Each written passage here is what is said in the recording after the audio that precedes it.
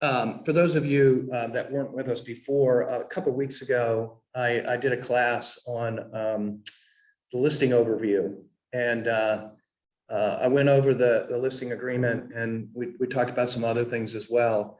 And you can find that if you go to agenthub.roywheeler.com. All that information is there. You know, it pops up and gives you the calendar first. Vincent's done a great job of that. It pops up the calendar, and most times we've already got the links in there for each class. That's the easiest way to find the link if you're not going to be joining us in person. But also, as you just heard, we record everything, and it goes into the AHA segment that Vincent's put together in the Agent Hub. And so you can go back just a couple, 3 classes and find the listing overview, where we've done the same thing as we're going to do this morning, but that was for sellers. Now we're going to do this with buyers. My goal is here, kind of that whole going back to school kind of thing. And Michael Thomas is here with us, and Vincent. We're a lean and mean crew here in Ednam right now. But this whole back to school theme that Howard Hanna, hey Billy, that Howard Hanna is promoting, and we've got the calendar on the side of the refrigerator here at Ednam, and hopefully in the other offices as well, is trying to bring you back to school as it relates to the basic components of what we're doing. And Billy and Michael and Griffin have all been doing some of the fast start. Hey Mark, doing. Oh, you know what? I didn't make copies of this. Vincent, would you make copies of this for me real quick? Yeah, just make 5 or 6 copies of this. Yeah, so Mark and Billy and Michael and Griffin have been doing fast start. If I'm not mistaken, your class tomorrow is on the regional or contracts and stuff. Am I remembering that well? Oh, it was yesterday. Okay. Well, from my standpoint, nothing against what they're doing there. But what I'm trying to do is help you guys, because sometimes it gets kind of convoluted in that situation because they got so many different offices and they use different forms and stuff. I really, for you all and for Fast Start, I wanted to make sure you guys were in tune with the documents that we're using, and I'm explaining it, I'm training it in the way I want you to know it. Nothing against Nita or any of the teachers, they're all great. But the one thing I've learned in sitting in on a number of the Howard Hanna things is that that we are a little bit outside their marketplace, and a lot of things they talk about as it relates to what they're doing and might not relate to us. New York's got lawyers or it goes into escrow. Yeah. So anyway, when I saw that was happening, I intentionally scheduled the listing class. I intentionally scheduled this class, and then after Labor Day, we will start going through the contract itself, paragraph by paragraph, and we'll just work our way through that. It'll take some time to do that, but what we'll do is everybody will. Thank you. Everybody can bring copies of the contract in, make their own notes, and then the ultimate goal. The ultimate goal to all that is that you have, at the end of the day, you have a cheat sheet with the contract, with the listing agreement, with the buyer agreement, so that when somebody says, "Hey, I'm interested in listing my house," it's a very interesting way of sorting that, Vincent.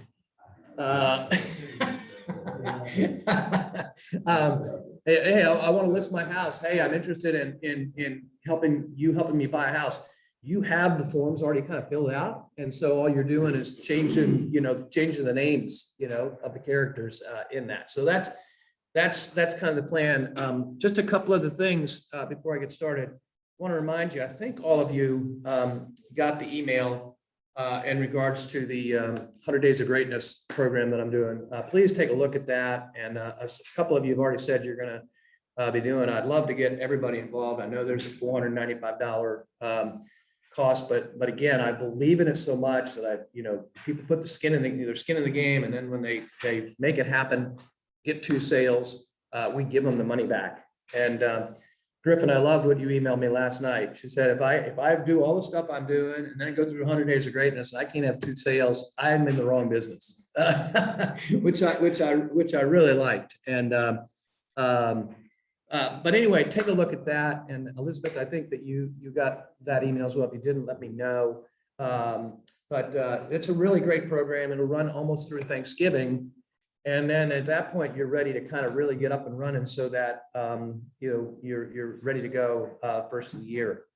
And then the last thing is just, take the time, find this form. If you don't have it, let me know and I'll email it to you again. This is the tally sheet for our six-week productivity contest.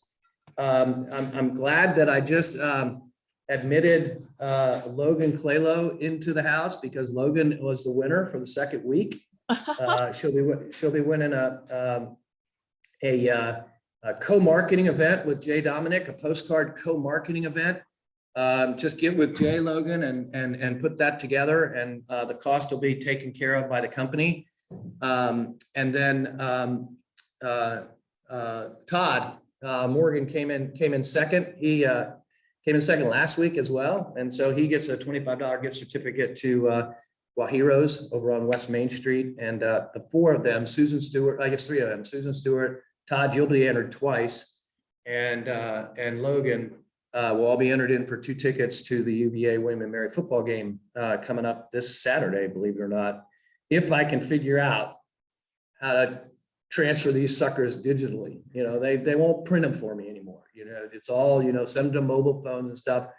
I'm digressing, but yesterday I tried to do it and it said my tickets weren't transferable. I got 6 of them. Right, I've had them for years. Right, a member of the Virginia Athletic Foundation. As far as and my tickets aren't transferable. So sent an email, didn't hear anything. So I said I'll just call them. Hour and a half later, still didn't get on the phone. So they obviously are having some technical difficulty. What's that? I called the tick. Oh, I thought about calling the catcher himself.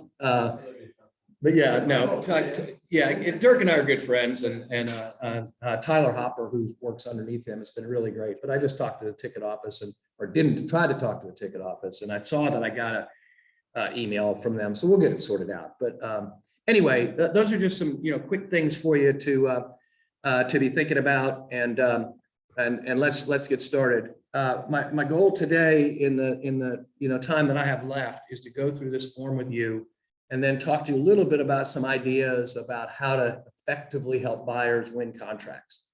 The good news is the market has, I think, settled down a little bit.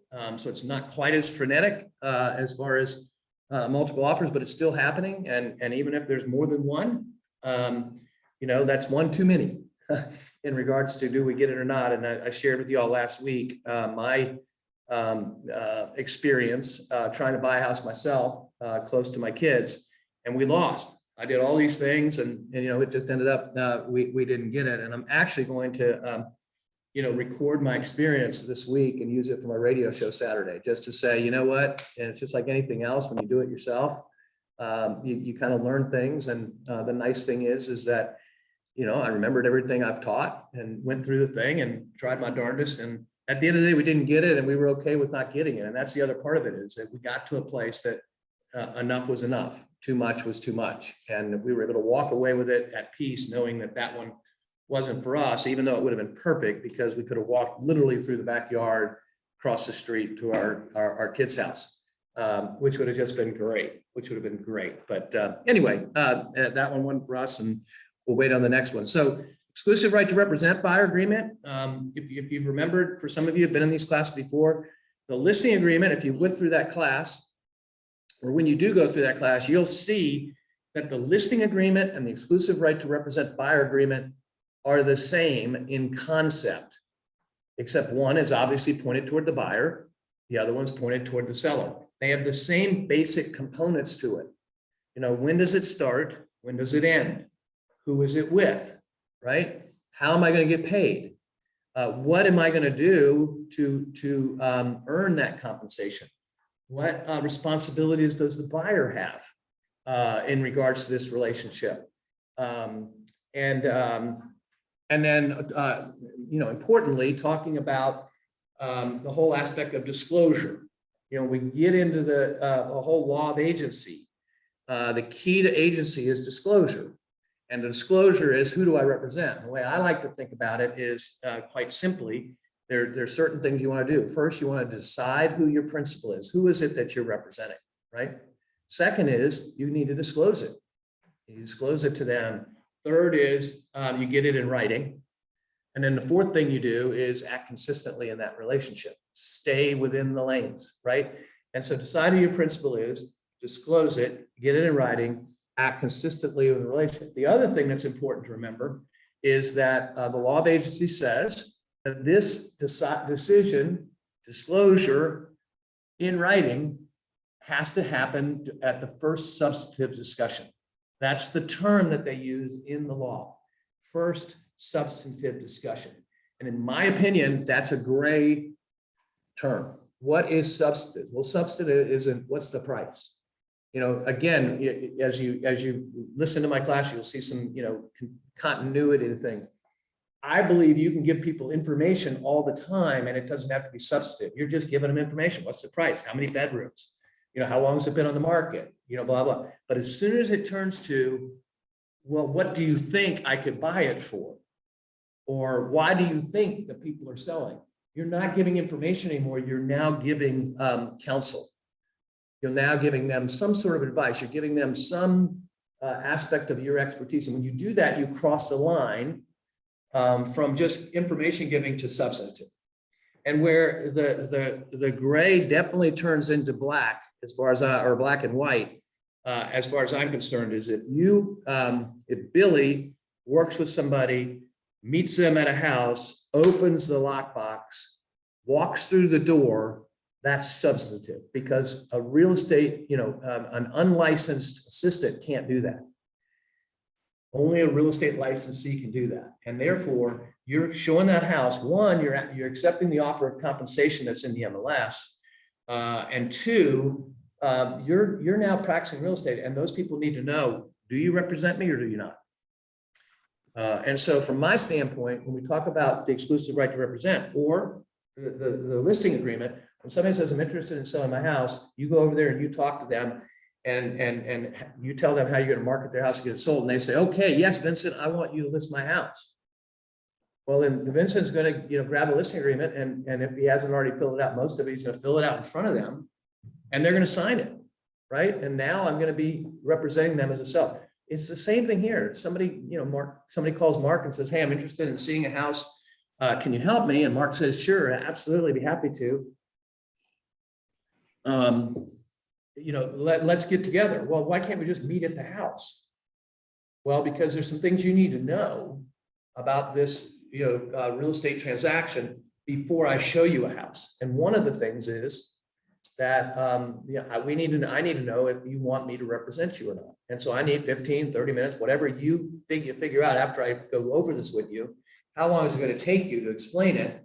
I need about 15, 30 minutes to just chat with you about what it's going to be and what we're going to do and how we're going to do it. And, you need to get pre-qualified by Jay, or you need to do, such. You're going to have, these are the things you need to do before we get ready to buy a house. And one of the things we want to do is hopefully decide, yes, I want to represent these people. I want to disclose it to them. I want to get it in writing, and then I want to act consistently.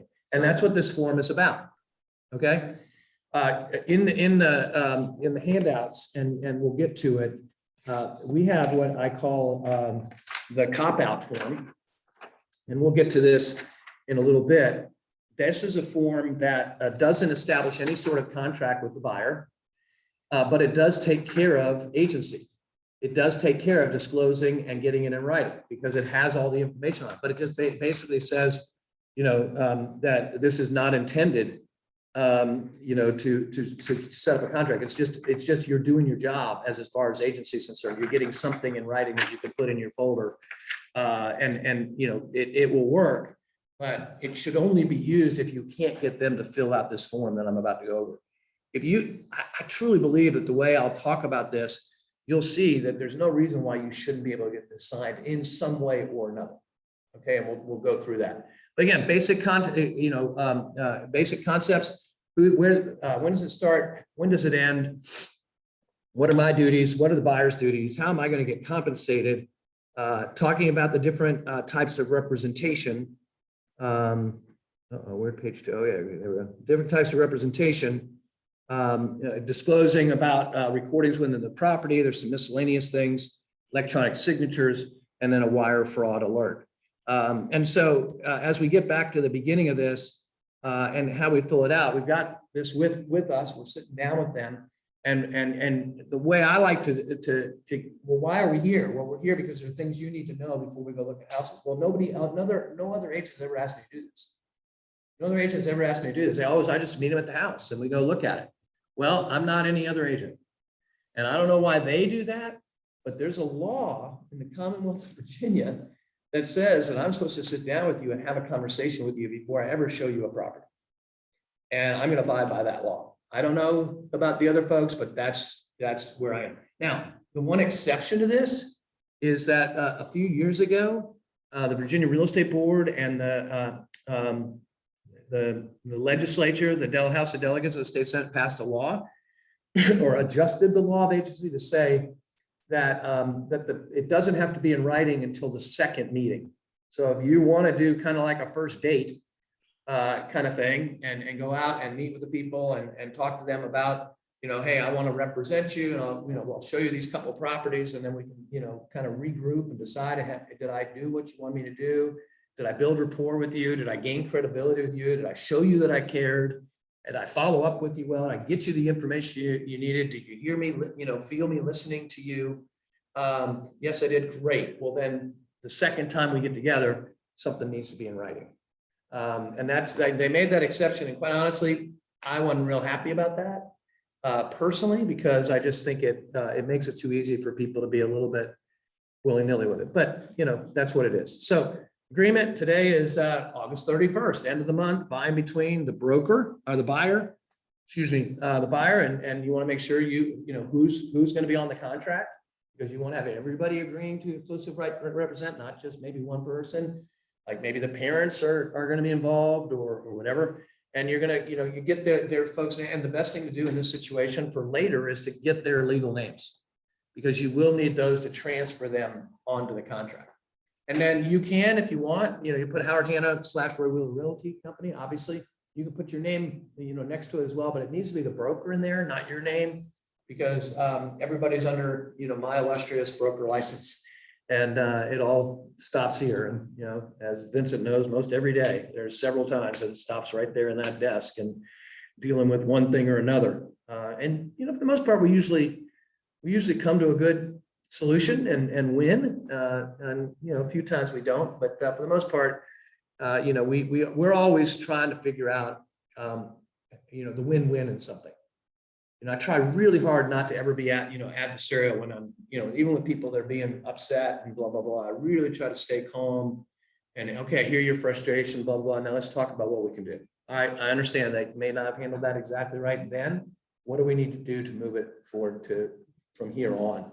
Kind of thing. So anyway, Howard Hanna / Roy Wheeler Realty, and you can put your name there if you want. And then in consideration of blah blah blah, the legal terms, the buyer is retained broker to acquire the following specific property or type of property. All right. On this line, you want to make this as general as you can. I like any and all residential real estate in the state of Virginia, including for sale by owners and new homes. Any and all residential property in the state of Virginia, including for sale by owners and new homes. If you don't want to stay in Virginia, you can say in Central Virginia, or something, but you want to make it as wide as you can, because you don't know where you're going to end up with them. Somebody got a question? Okay. So you don't know exactly where you're going to end up with them. So you want to make that as general as possible. Now, here's one of the places where somebody may not be comfortable at the end of this. Somebody may not be comfortable signing this agreement with you, right? Because you're just meeting them and golly day, I don't even know you yet. Now you're asking me, I got this exclusive right, and we're going to put this time period in there and everything. This is a place where you can handle an objection. Because let's just say they've called on Wildmere Place. They're listening to Jim has over off of Raintree right now, and they're interested in seeing that property. And they also might be interested in Belvedere, property that we have listed over there. They're kind of close proximity, and we like to see these two properties. And so you're gonna show them those two houses and you're sitting down with them and they say, well, I'm not ready to sign an agreement like this for a period of time. You can change this line to those two addresses. You just put those two in. I just need this for making sure I've disclosed this to you and getting something in writing. And so, hey, if I show you either one of these properties and you decide to buy it, you're agreeing to allow me to represent you. And in most situations, everyone's okay, but yeah, that's fine. That's fine. You don't do it right away. This is where you go back and try to handle their objection if they don't want to sign something for a longer term. And then the second thing is, from a standpoint of for sale by owners of new homes, why do I have that in there? Because I want to have that conversation with them. I want them to say, why would I need you for sale by owner? It's a for sale by owner. And then you have the conversation about the fact, yes, I understand that, but most for sale by owners will compensate me if I bring you to them, representing you as a buyer. Most for sale by owners offer that out to agents because they want the agents to show the property. All they're doing is trying to save the other side of it, the listing side. And that's for a whole nother training in regards to working with for sale by owners, and we'll do that. But the point being is, they'll go, oh, I didn't know that. Well, I just want you to know. And what we'll do is if we find a for sale by owner, I'll go and talk to them, find out if they are allowing buyer agents to bring buyers, and if they're compensating. If they do, I'll get them to sign something that they know that, and then we'll go and look at the property. Oh, great. I had no idea about that. Same thing with new homes. Why do I need you? The new home, they've got somebody there. I'm buying a new home. And I get the plans and blah, blah, blah. And then again, and we won't probably have time to talk about this in, but there are all sorts of different things that you can tell them as to why they should use you in representing them on a new home.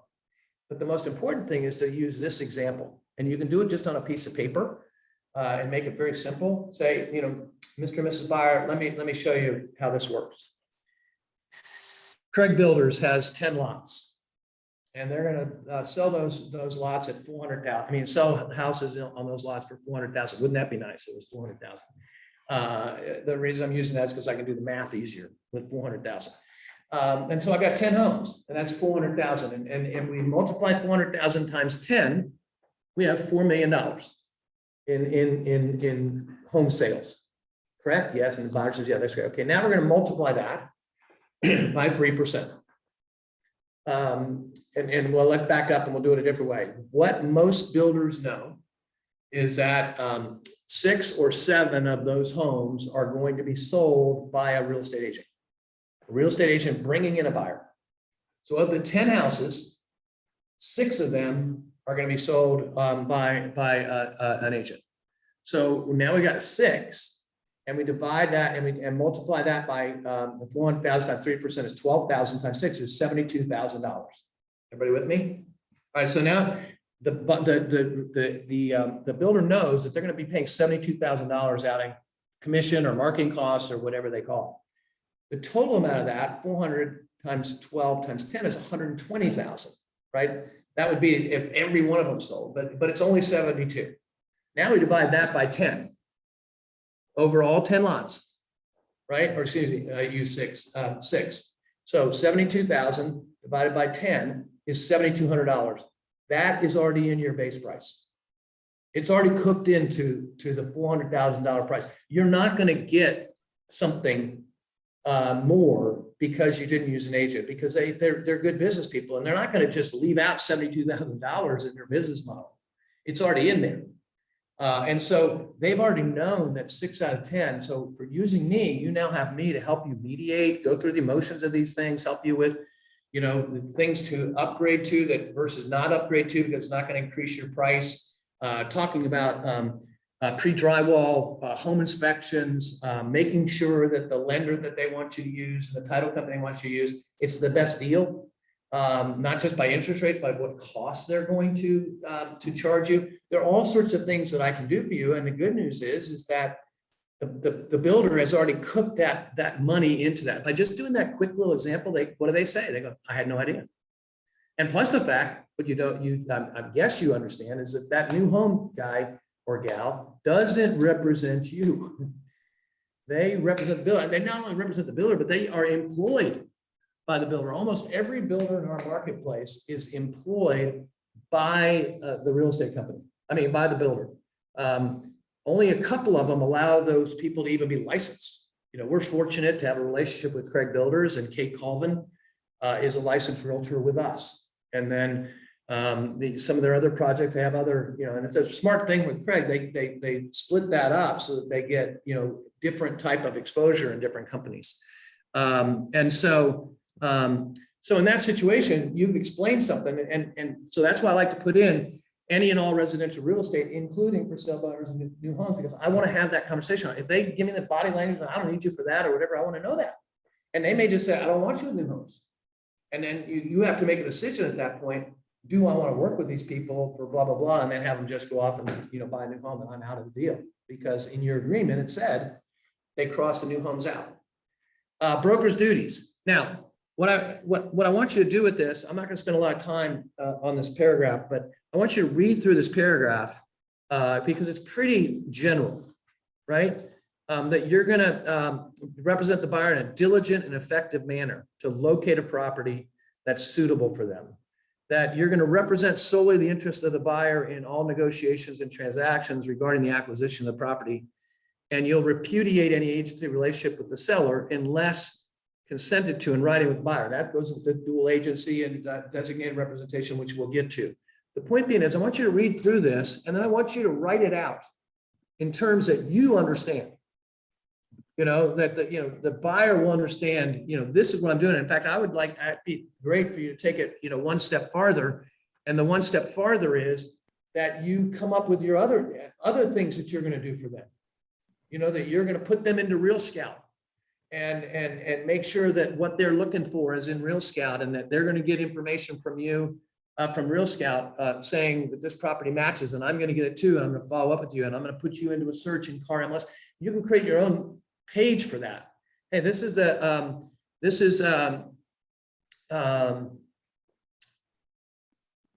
what's I trying to say there? This is all the things I'm going to do for you. This paragraph just says the legal things, but these are the things I'm going to do. And here's the thing, talking about differentiating yourself, nobody else is doing that. No other agents are giving people, these are the things that I'm going to do for you. Boom, boom, boom. Are there other things you'd like for me to do? We can add it to the list. We can add it to the list. Janine, the recording is being, the class is being recorded as we speak. And yes, Vincent will post it on the Agent Only Facebook page afterward. Yeah, so differentiating yourself, you're giving them something. Boy, nobody else has ever done this. Nobody else has given me this. And then you get into the compensation, excuse me, the buyer's duties. How about that? The buyer has duties. Well, on the listing agreement, when we talked about it, there are things that I train you to do, to tell the sellers that they should be doing that. That's not my job. I had an agent back in Northern Virginia. I loved her. She's really, really good agent. She's been down here and trained some of our folks in the past. Her name's Joyce Shoemake. And I just loved what she would say to people. She said, what did you not understand? That's not my JLB. And she could get away with it. I could, that's pretty harsh, but she said, what do you not understand? That's not my JLB, like making keys, to put in the lockbox, or having the house, ready to go for an open house, or whatever the case is. Same thing though, with the buyer's duties. You read through this, buyer shall work exclusively with the broker during the term of this agreement, comply with the reasonable request of the broker to supply pertinent information, personal data needed to fulfill the terms of the agreement, and be ready to, basically it says to be ready to see properties and in a reasonable manner. Again, read through this, think about it, write it out in a way that makes sense. But again, are there things that you want them to do? Example, if you see something for sale by owner, I want you to call me. Before you go in a new home, call me. Let me call them and register you to make sure that I'm going to be part of it. Because if you go in there without me, and you have a conversation with them, they may not let me come back with you on the back end. If you see an ad in the paper, don't call that other company, right? Or on the internet, don't call that other company, call me. I can get that information. I have the same information everybody has. All those things are things that I can find for you, right? Again, a lot of this is to tell them what their duties are, but a lot of it is to tell them stuff they didn't know. I didn't know that I should call you. I thought I'd have to call those other people to get that information. No. Anything you see on the road, on the internet, in the paper, wherever it is, you call me. and we'll figure that out. Okay, compensation. Again, with the compensation, and let me just go back real quick on the listing side. Hopefully I mentioned this, but I don't remember if I did. And a couple of people I've seen listings come across my desk recently where it's been wrong. Paragraph 5A, talking about compensation. The first one, or maybe it's 3A, the first line is total compensation. What is it that the seller is going to be paying you? And in that line, we're going to put 6%, right? In 3B, the paragraph is for what you're going to offer out to other agents, okay? And you're going to put 3% in there as well. It's 6% listing, 6% listing, 3% in 3B. So we get 3, they get 3. What some people have been doing is putting 3, thinking 3 for listing, and 3 meaning for offer of compensation in 3B. Well, that 3 means 0, means listing nothing. That's not what we want to do. This is not community service, right? You know, we're trying to make a living here.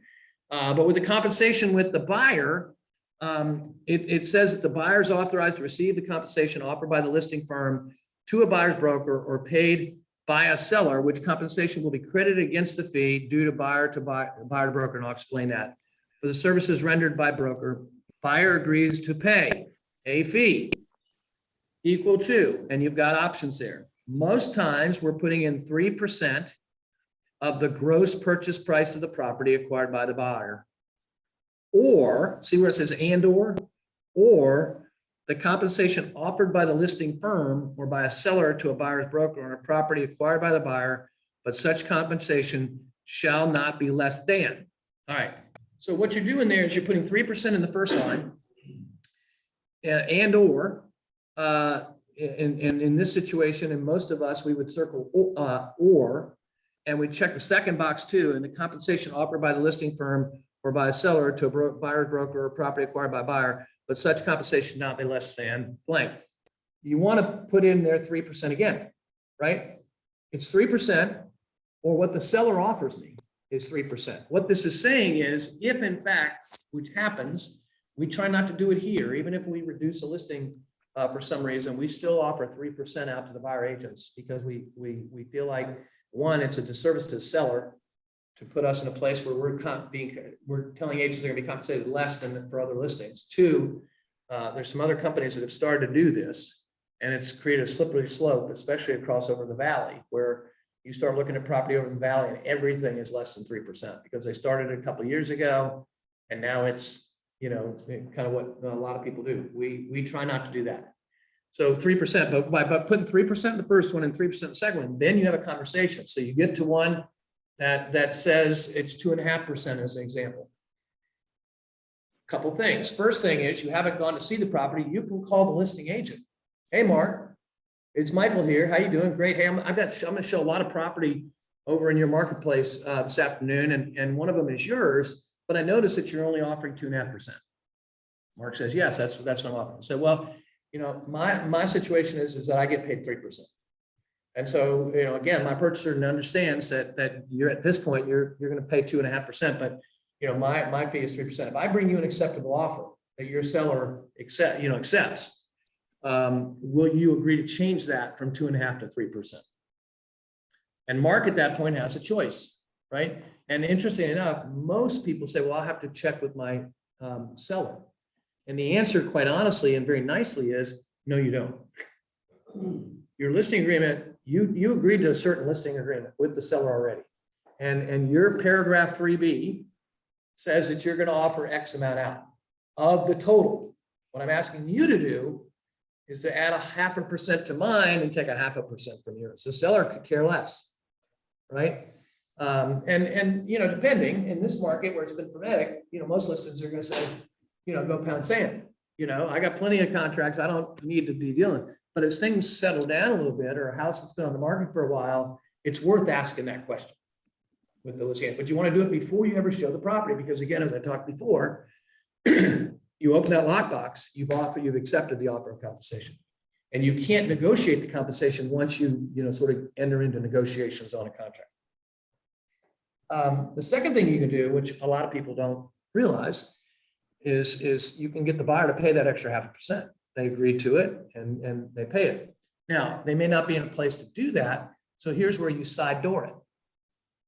you side door it by saying, you write your offer, you tell the buyer, look, we've agreed that I'm going to get paid 3%. Seller's going to pay 2.5%. We already know that. The other 0.5%, what we're going to do is we're going to ask the seller to pay some of your closing costs. So again, using that $400,000 number I used, and you say seller to pay, 1% of purchaser's closing costs, and they agree to it. The other 0.5%, you get an agreement saying out of that closing cost, you're going to pay the other 0.5%. So guess what? The seller's still paying. And most people don't think about, doing that type of thing. So there are ways around that. And then ultimately, sometimes we just got to suck it up, and it's the way it is, and stinks. And, we're only going to get paid 2.5%. And especially, there's nothing you can do about the new homes. The builders are just, they're in that place where they're going to have to come back to us at some point, wanting our business, because like Ryan Homes, it's a flat fee, going back to, the sum of blank. They, for a certain amount, you just get paid a flat fee. And in some situations, it's less than 1%, because they don't think that you're doing anything other than introducing them to that property, and that they're going to do the rest.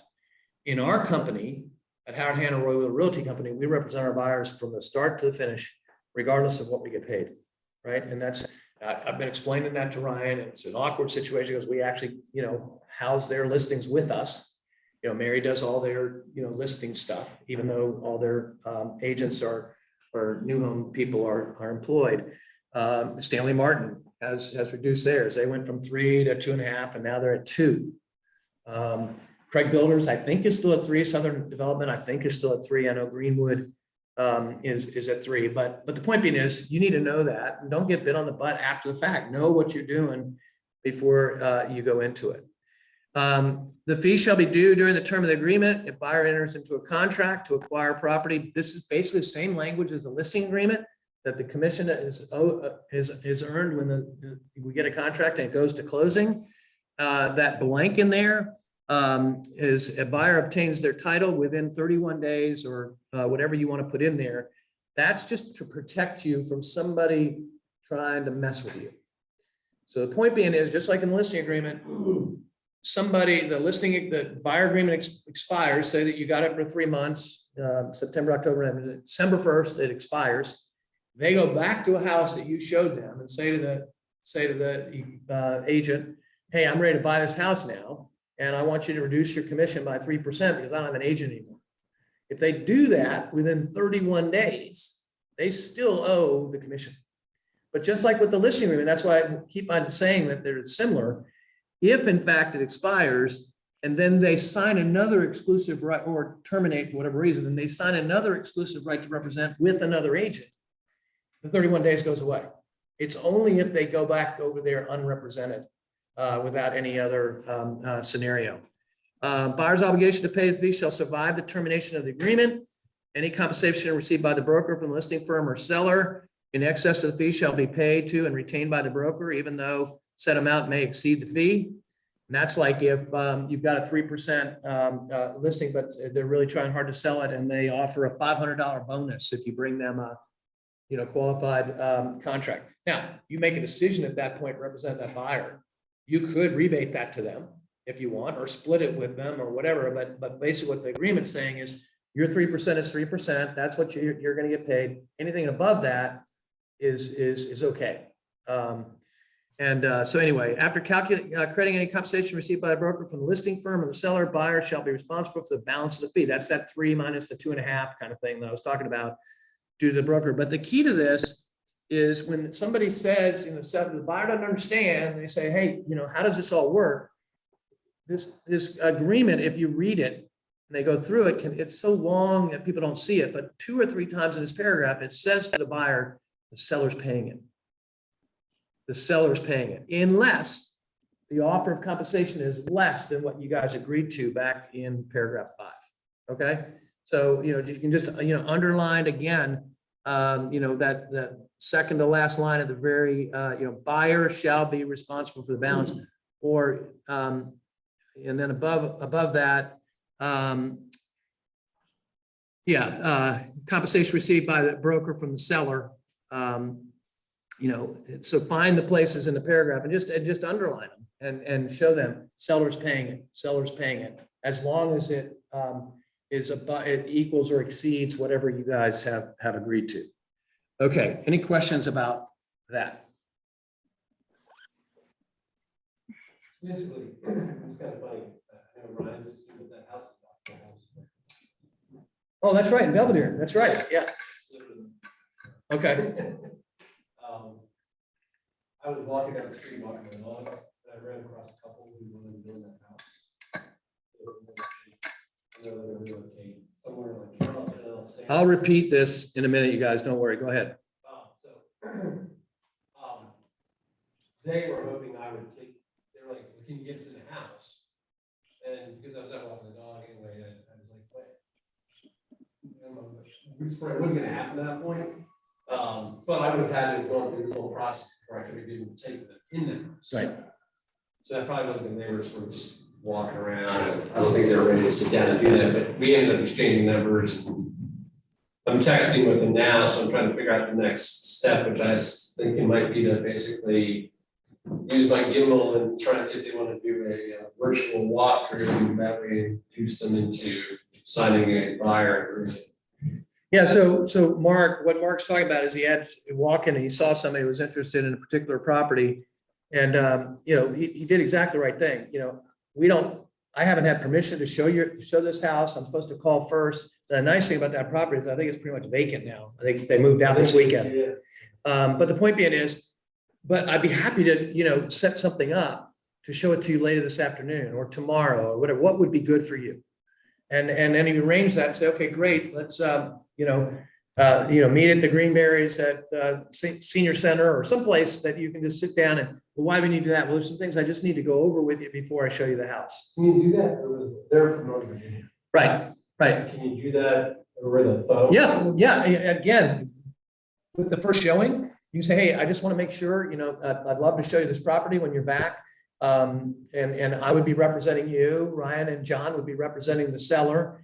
And I just want to make sure that you know that, and that's okay. Is that okay with you? Great. When you come down, we'll go over that a little bit more, but I just want to make sure that you understand how that works. And that's that first, disclosure. And you can show the property, and the second time would be, or you could even have it with you, so that after you're done and you sit down and talk about it, you could have them sign it then. But a virtual walkthrough counts the same as the idea. Yeah. Oh, I see what you're saying, because they're up there. Yeah, you could say.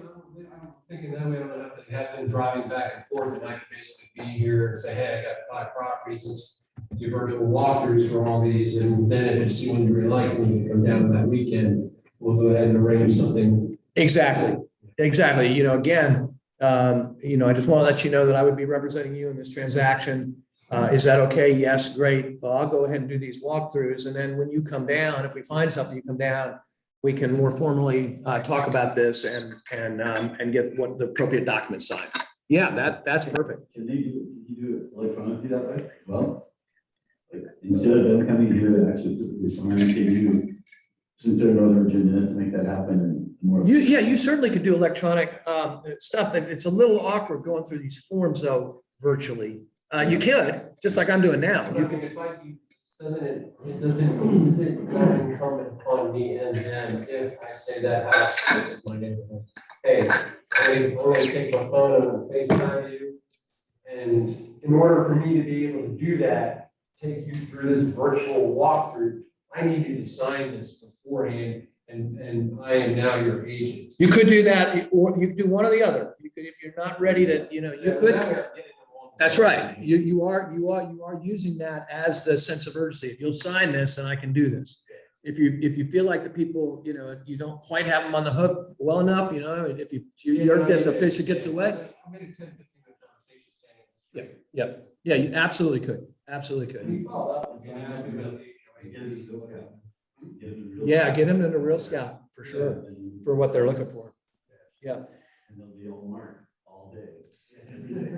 So then you've got, moving in paragraph 6, as it relates to dual and designated agents, this is just disclosing that this could happen, right? That I might have for dual, that I might have a listing already And if you sign on with me and it may be the house that you want, there may be, a need for me to do dual agency. And for you to understand it, it just means that I'm going to be working with both of you facilitating the transaction, but I'm not going to have the 100% representation that I would have if I'm just a standard agent and there's an agent on the other side. Designated representation is that Mark's got in this situation, Mark's got this buyer and they decide that they want to buy the house in Belvedere. Well, he would be the designated agent, standard agent representing the buyer only. John and Ryan would be the designated standard agent representing the seller only. And so then you've got, one represent the seller 100%, one represent the buyer 100%, and then I at the top am the dual agent, the broker, who actually sort of helps, people through the process. But basically 6 is just explaining that. And again, what I would encourage you to do is go through that and basically do what I just did, explain it in your own terms as to what that means. No forms need to be signed in regards to dual or designated unless you end up writing a contract on a Howard Hanna Roy Realty Company listing. And if it's your own, then possibly it's dual, but if it's somebody else's, then it's definitely designated, okay? And then disclosure versus dual agency. And then this goes on into what Mark was just talking about, recordings within the property. Prior to photographing, video telephone, the property without proper written permission of the owner. Buyer should speak with an attorney. Buyer shall be aware that the seller may have a security system that records or allows for remote monitoring of property, including blah, blah. Basically what this is saying is in the situation that Mark was just giving us, we would want to talk to Ryan and John and say, hey, I want to do a FaceTime live with these buyers. Is that okay? Would you check the seller? So yeah, it's fine. You got the acknowledgement, you move forward with it. Miscellaneous, we're not an attorney, we're not an accountant, we're being retained solely as a real estate agent. We're not any of those other things that are in there. This agreement may not be modified or changed except by written instrument executed by the parties, shall be construed, interpreted, and applied accordingly. So basically, if you make some of the changes, you've written it up and you've made some of the changes, then you want to cross those things out or whatever and get initials, just a hash mark and get everybody's initials acknowledging that what you've handwritten in there, they've seen and they've acknowledged. And then obviously agreement, electronic signatures and wire fraud. Now, let me back up real quickly to term because I missed one thing that I wanted to tell you about. The term, the agreement shall commence on blank and terminate at midnight on blank. Basically, we know how long it may take, right? Especially if, you may have to write a few contracts before they win. So, I personally would try to go for 6 months and then work your way from there. The way I always handle the objections is from the standpoint, like if somebody wants to go less, then I use that to my benefit. So let's just say I say 6 months and they say, well, I think I'd be more comfortable with 3 and you feel comfortable, blah, blah, then you're going to do a good job. And you say, you know what? I'm okay with 3 because I know that if we haven't found the right property, I will have served you well and you'll extend it, right? So I'm changing that from them to me, that I'm confident enough that I'm willing to, I think 6 months is from my standpoint. I've worked and agents in my company have worked with people for that long. And so that's why I like to use that as my standard. But if you're more comfortable with 3, that's fine with me. And at the end of 3 months, I know that you're going to want to extend with me because of the way I do it. But here's another great place to, like I talked about with the specific properties, here's another great place to handle objection of somebody saying, well, golly day, this is, it's a lot to go over. And, another thing you can do if they're coming into town, you can actually send this to them before they get here and just say, hey, we'll look over this and we'll talk about it when you get here. So they've had it. But let's just say that you haven't done that. And they say, this is a lot to, ponder. And I don't think I'm really ready to sign this yet for 6 months or whatever. Say, no problem. I understand. Appreciate you coming in for the weekend. How about if we just sign this from, let's just say today's Friday, August 31st through Sunday, September 2nd. And that way, I'm going to show you property today, the first, the second, at the end of the second, you don't like me, I haven't done my job, whatever, it's over. It's over. Either that or the specific properties, there's no reason why you shouldn't be able to get this signed. there should be no reason why you should be worried about sharing this information because it tells them so much about the process. And at the end of the day, if you can get it signed with 6 months and any and all residential property, including new homes and for sale owners, great. But if not, there's places you can make it short term. Then you, again, build rapport, you gain credibility with them, you show them you care. So the next time they come, you say, can we extend this for 6 months? And then you just cross it out, put the 6 months in and get everybody initially. Okay. So that's pretty much it in a nutshell. Let me just real quickly move down here to the cop-out form that I jokingly call it. It's really the how we do business form. And this is a form that you can find in the offices in hard copy, or I'm pretty sure Mary has this. Vince, would this be in the Agent Hub for forms? I mean, it should it probably be, and I'm not trying to say 100%, you know that it's there. All the new forms that Mary sent out are. Okay, so I'll check with Mary to make sure, but this is just a form that if the people just want to, they're just sideways about the legality, then you can use this form to, again, decide who your principal is, disclose it, get it in writing, because you see it talks about it, about client or customer. It talks about standard seller representation, seller buyer representation. It talks about dual representation. It discloses all of that. And then, but here on the bold print in page 2, this document is not a contract, but it does disclose a legal relationship in accordance with the regulations of the Real Estate Board of Virginia. If you have questions after reading this material, you should discuss it with your broker or counsel. And then they just they just check off, yes, I want to be represented as a buyer. They sign it and you're good to go. But it doesn't give them anything. It's just, you've done your job. You've got the paperwork that you disclosed and you got it in writing, but you got nothing. They could go out and buy a house the next day and you've got nothing. Well, but you signed my form. No, this does not create any sort of contract. So that's what this form is for. And I like it because there are some people that are just, kind of obstinate about, signing things. So questions on any of that?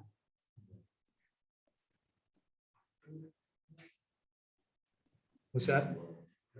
Oh, yeah, there's page, you probably didn't get the back side of this. The second page, it's front and back of that. We can make copies of that for you. There you go. See, there we are.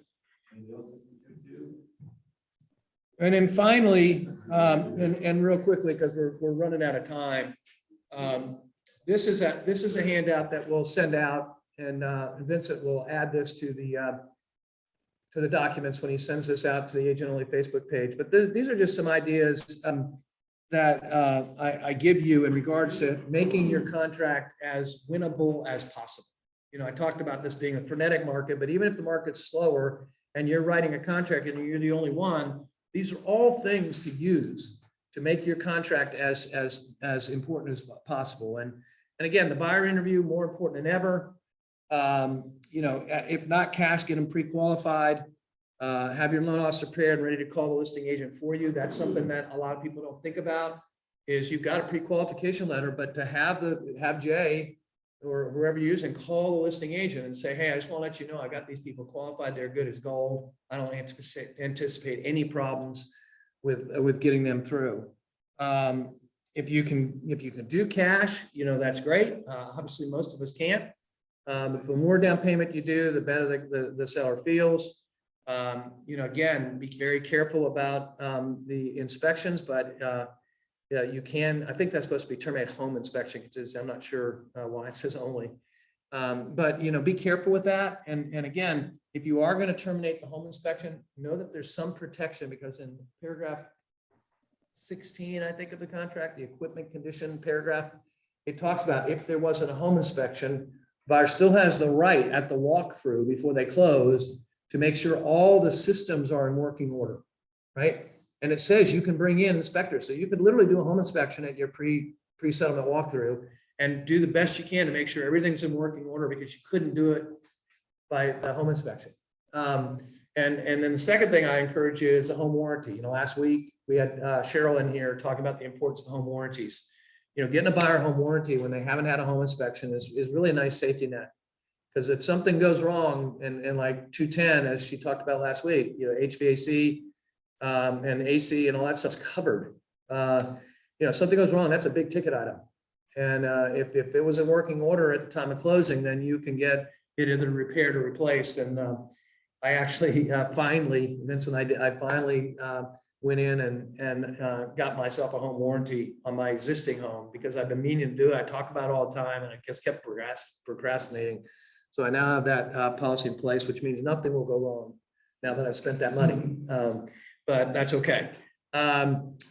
If there are days before the seller will review contracts, get a home inspector in before writing the contract. So they put it on the market on Thursday and they're not going to do it. There's nothing that says you can't do a showing, get a home inspector to come in and do a quick kind of review before you write the contract itself.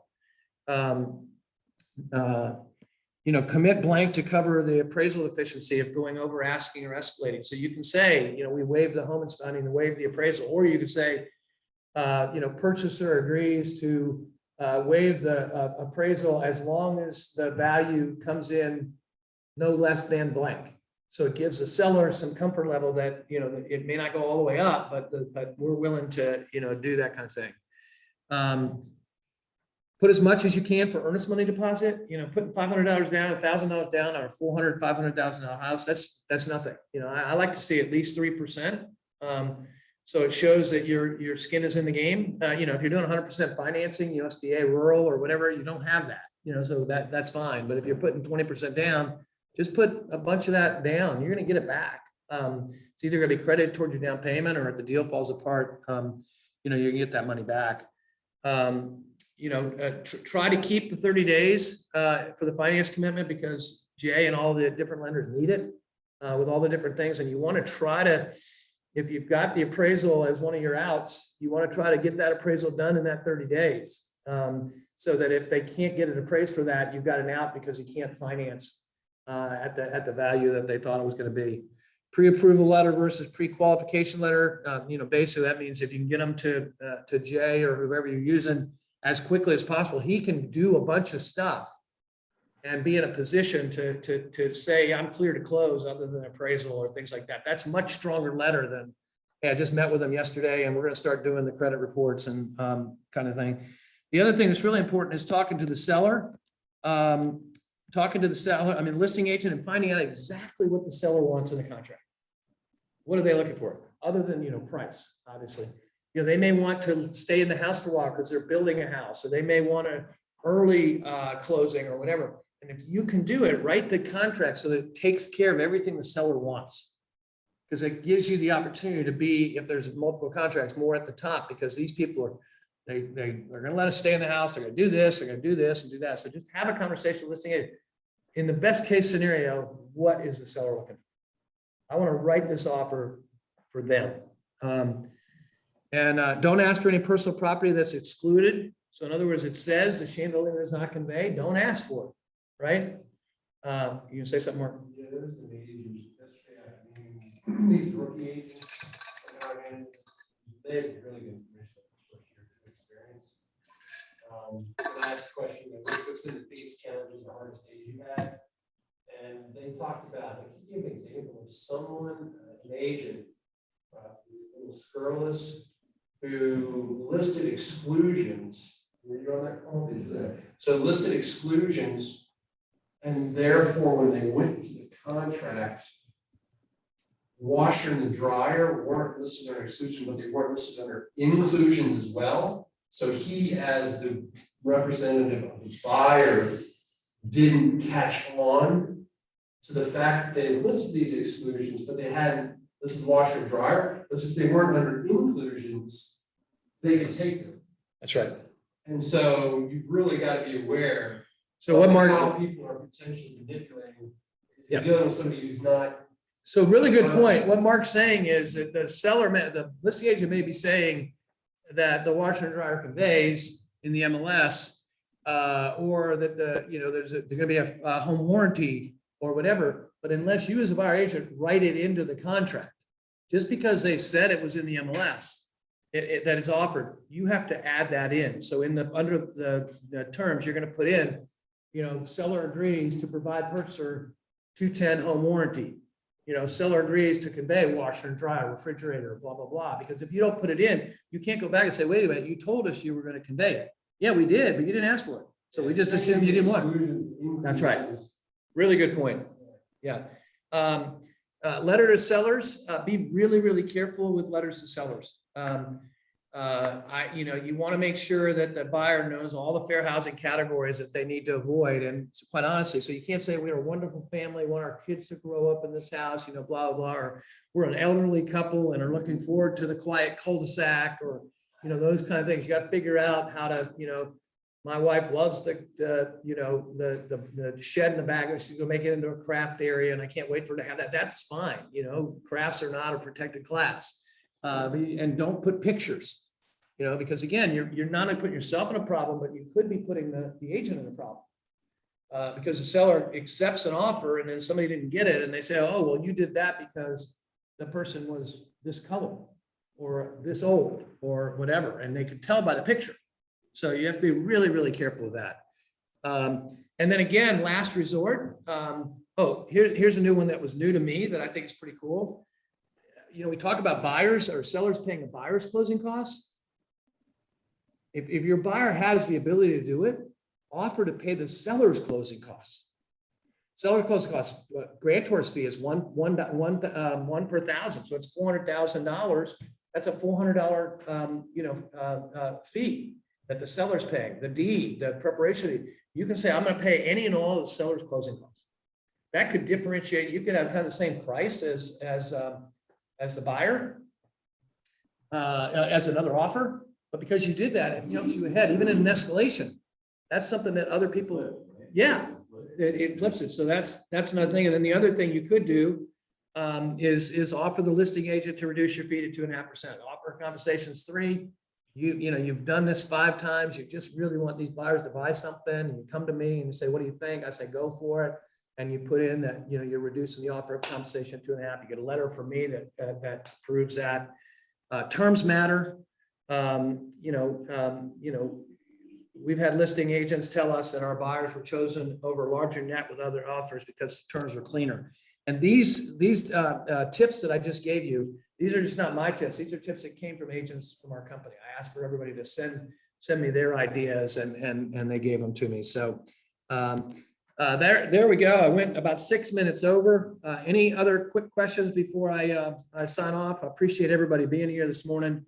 If anybody online has any questions, feel free to speak up. Hey, Michael. Yeah. So this form is available on the Agent Hub. Yes. Yeah. All the forms, agenthub.roywheeler.com, all the forms are there, as well as, Elizabeth, when you get your license and join CAR, when you go into transaction desk, all those forms are there for you. You'll just bring them up and you'll be able to, fill them out online as well. Okay. All right, guys, have a great day. Thanks for joining us, and we'll talk to you soon. Thanks, Mike. Yep.